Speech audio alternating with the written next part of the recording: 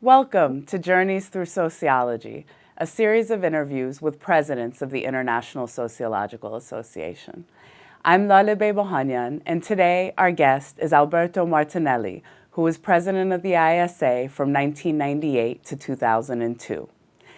After completing his undergraduate studies in Milan, Dr. Martinelli traveled to the U.S. to undertake a PhD in sociology at the University of California, Berkeley.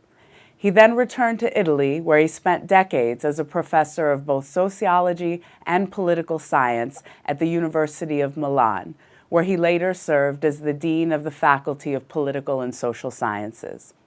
He has also held numerous visiting professorships throughout the world, including New York, St. Petersburg, and Cairo, to name a few. His research has focused on business associations and entrepreneurs, often emphasizing the links between political and economic issues. More recently, he's done extensive work on modernization and global governance. And in addition to his research and working on editorial boards of numerous scientific journals, Dr. Martinelli also contributes to public debates, writing regularly for magazines and newspapers in Italy. He has also been quite active in Italian politics, serving as an advisor for social policy to Italy's prime minister, as well as serving on Milan's city council from 2002 to 2006. Thank you so much for joining us today, Dr. Martinelli. Thanks to you. Thank you. So we begin today by asking you about the beginning of your own sociological journey. How was it that you came to sociology, and what drew you to it? Well, after I ended my high school studies, it was a classical lycée, which meant that we had a broad range of subjects from mathematics and physics to history, philosophy, but also Latin and ancient Greek. And at the end of this high school, I was uncertain whether to choose economics or medicine. It may seem strange because they are rather far away, but actually I was very interested in human behavior, let's say the relation between the brain and the mind and the single individual and the society. That's the reason why I was a bit uncertain. Then I decided for economics. But I grew and I attended what was at the time and still is the best university for economics and business in Italy, Bocconi, University of Milan. Mm-hmm. And but I grew increasingly dissatisfied with the type of economic theory which was taught there at the time. It was mostly neoclassical economics. Whereas I was more interested in the works of the classics, Adam Smith, Ricardo, Malthus, and to Keynes. Actually, I had at least a couple of very good professors who taught me this type of economics, but I felt the need to study and learn other social sciences as well. Mm. At the time, Italian society was undergoing a very rapid and intense change. Industrialization, modernization. To give you an idea, well, early 60s in Italy, GDP grew 7%. So, I mean, it was almost a kind of Indian Chinese rate of today. So it was changing very fast. So there was a need of good, let's say, empirically oriented and evidence-based knowledge of all these huge processes going on. For this reason, I started myself to study sociology. At the time, it was not an official discipline in the university. And then I chose a dissertation, a master dissertation in statistics, which gave me a good methodological basis. So my dissertation at the time was theory and methodology in the work of Paul Felix Lazarsfeld, who was at the time an important sociologist working at Columbia. Mm-hmm. And after that, I won a rather good fellowship, the Harkins Fellowship of the Commonwealth Fund, which was only for Commonwealth countries, students, and some Western European, very few. I got one, and I chose to go to Berkeley because it was the late 60s, and Berkeley was one of the most interesting places in the world to study and live. And there I studied sociology with very good sociologists at the time. So Bendix, there was Smelser, there was still, there was also at the beginning at least Goffman. So this was the late 60s and early 70s, a time of a lot of student uprising and protest movements at Berkeley. And I was involved because actually my research project was precisely on student movement and university organization. My PhD thesis was on structural contradictions and organizational response in the American system of higher education. So it's precisely, I went there because I wanted to study this kind of phenomena. Yeah. And then you returned upon completion of your studies. Then you returned back to Italy. Yes, and I started almost at once to teach in this new degree course, which was a degree course in political and social sciences at the University of Milan. Yes. So, Dr. Martinelli, over the course of your career, can you talk a bit about some of the challenges that you faced as a sociologist, either personally or, in your work generally? I would distinguish two types of challenges. One is challenges in terms of issues to be analyzed with my tools of a social scientist. And in this respect, as I said, Italian society at the time, at the start of my career, was extremely interesting. And I developed a rather thorough interpretation of the process of development of Italian society, which I define as an instance of uneven modernization, in the sense that there were, on the one hand, very intense and rapid changes in the economic structures in society in terms of millions of Italians going from one side of the country to the other, from the south to the north, or from the countryside to the cities.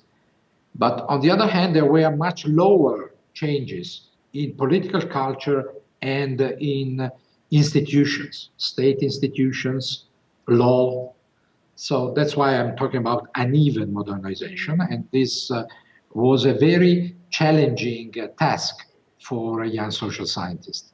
Then other challenges of the same time are found later on in studying key turning points in the process of building a European Union, which was also extremely interesting in terms of changing basic patterns of behavior, institutions, social relations. And finally, I came to pay attention to processes of global governance, that is, of governance of what we can call the problems and issues of the global agenda, like environment, migration, so on. These were all very exciting challenges in terms of what was asked to my own research skills. And all of those challenges really speak to, in a way, the relationship of your research to real, political issues and challenges facing Italy or facing the world. And that's one thing I'd like you to speak a bit about, because you are, in a way, among a rare breed of academics who's actually got the courage to directly engage in politics. And I would imagine that, balancing being a sociologist, but also directly being engaged in politics, either in Milan City Council or advising, politicians. How do you negotiate that? And has that been a challenging thing for you throughout your career?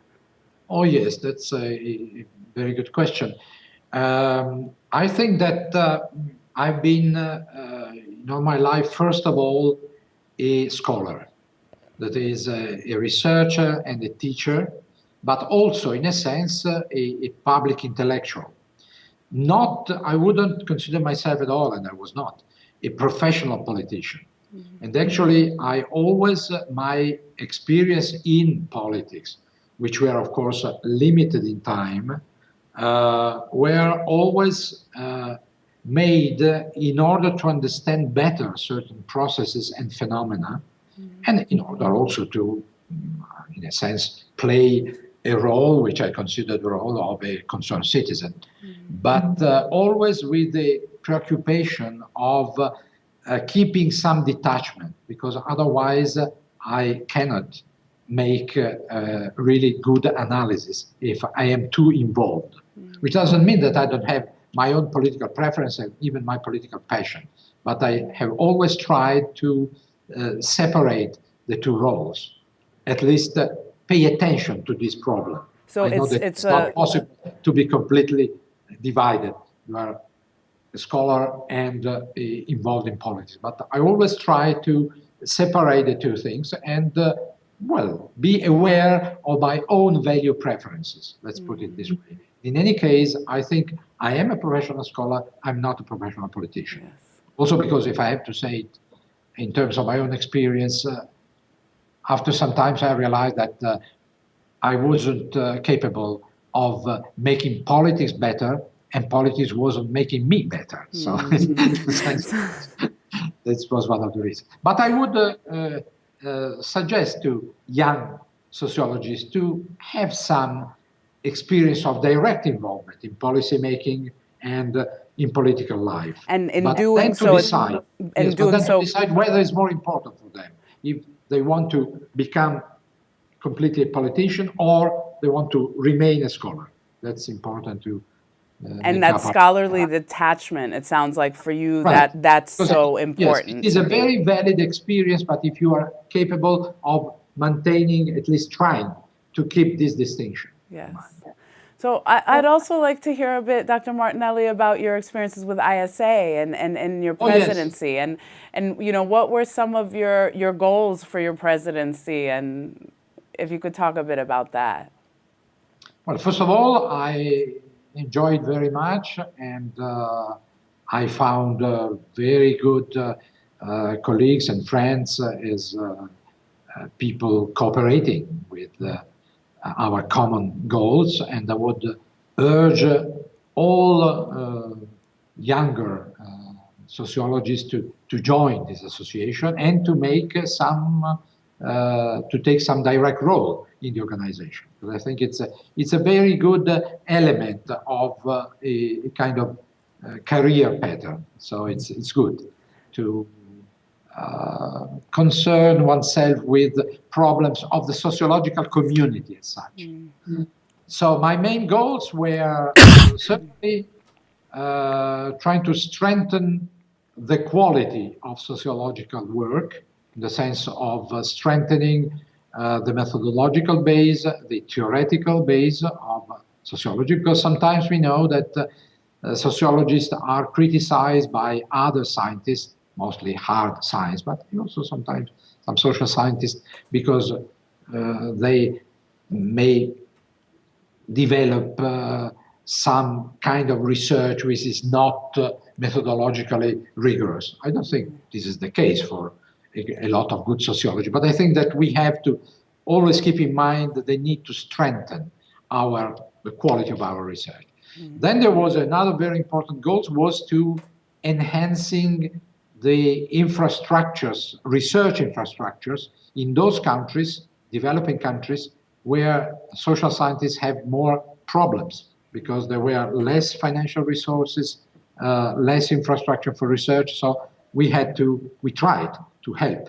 Mm-hmm. And for this, just to make it one example of the many things we did, I started a rather good, I think, important program, which was Junior Sociologist Program, which put together young sociologists from all over the world with a clear majority from less developed countries, in this respect different from other programs, and also with a very good gender balance, another thing I would stress.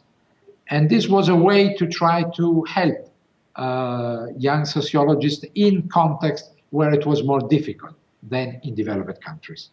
Then another thing we did at the time was to foster interdisciplinary research and relation with other social sciences.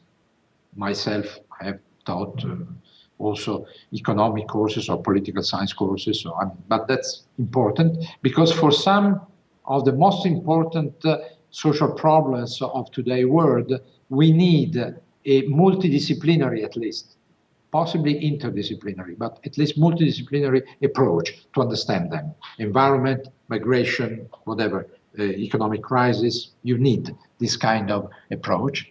Mm-hmm. And then also we also try to foster a dialogue, relationship between the sociological community and some of its basic stakeholders. Like, being who?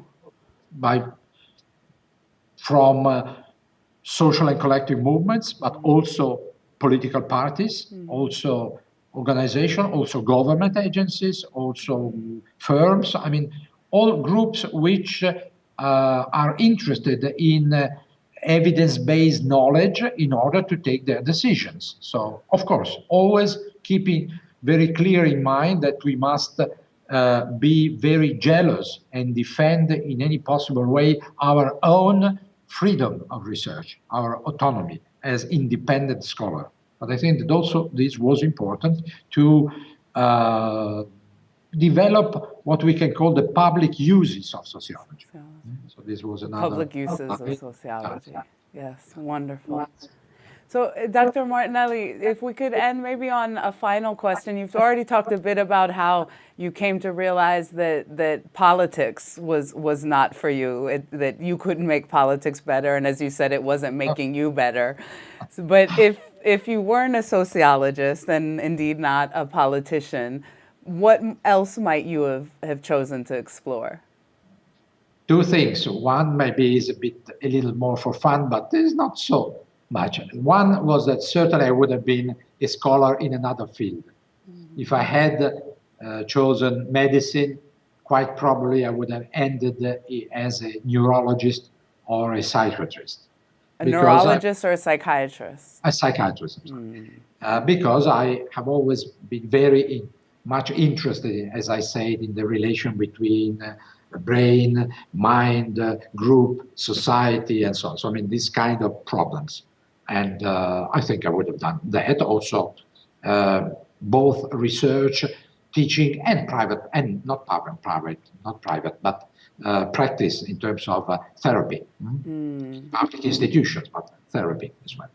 So that's quite likely. Because after all, I hope that this comes clearly from our talk. I'm reasonably satisfied with the choice I made. I think that the fact of choosing a scholarly career as a social scientist is rewarding, and so I would suggest it to young people.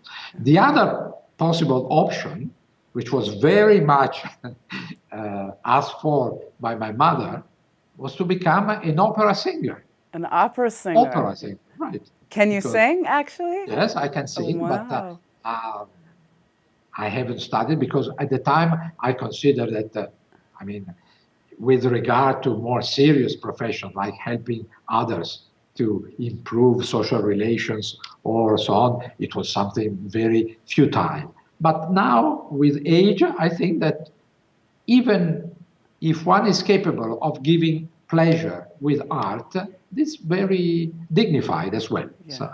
Yes, yeah. Yes. Well, thank you so much for being with us today, Dr. Martinelli. It's been wonderful having you. It was a pleasure. Thank you. Bye-bye. This has been another journey through sociology with Dr. Alberto Martinelli. You can find the entire series of interviews on the website of the International Sociological Association.